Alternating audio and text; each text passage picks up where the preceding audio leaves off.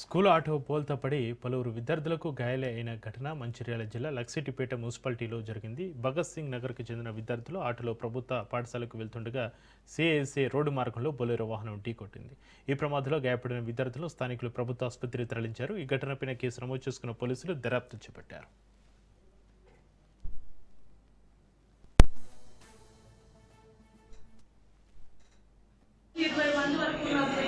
Bolero బండి వచ్చి గుద్దింది.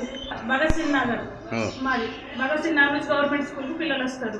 మా వాడ నుంచి 20 మంది పిల్లల వరకు వస్తారు. 2 ట్రిప్పులు వేస్తాడు రోజు. కానీ ఆ బండి రాంగ్ రూట్ వచ్చి గుద్దిందట. టాటా ఏసీ బండి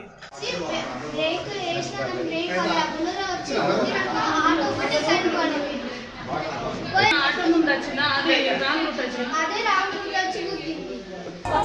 ఈరోజు ఉదయం లక్ష్పేట్ మండలానికి చెందినటువంటి ఒక ఆటో డ్రైవర్ రామస్వామి అనే వ్యక్తి భగత్ సింగ్ నగర్ చెందినటువంటి పిల్లలని ఒక 10 మంది పిల్లల్ని తన యొక్క ఆటోలో స్కూల్కి జెడ్పీహెచ్ఎస్ ఎంపీపీఎస్ గవర్నమెంట్ స్కూల్కి ఉదయం పూట స్కూల్కి తీసుకెళ్తుండగా మార్గం మధ్యలో సిఎస్ఐ చర్చ్ దగ్గర ఉన్నటువంటి కల్వర్ట్ పాయింట్ దగ్గర రోడ్డు నేరం ఉండడంతో ఆపోజిట్గా ఎదురుగా వచ్చినటువంటి ఒక బొలెరో లక్ష్పేట్ మండలానికి చెందినటువంటి ఒక బొలెరో వాహనము వేగంగా వచ్చేసి ఆటోని ఇటీయడంతో ఆటో అక్కడ ఉన్నటువంటి కల్వర్ట్లో పడిపోవడం జరిగింది.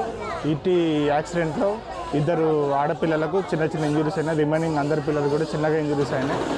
వాళ్ళందరినీ కూడా లక్ష్యపేట ప్రభుత్వ హాస్పిటల్కి తరలించినాము. ఎవరికి ఎటువంటి ప్రమాదం అయితే లేదు, అంతా క్షేమంగానే ఉన్నారు. సో ఇట్టి విషయంపై కేసు నమోదు చేయడం జరుగుతుంది. ఆటో డ్రైవర్ దగ్గర దరఖాస్తు తీసుకొని బొలెరో డ్రైవర్ మీద కేసు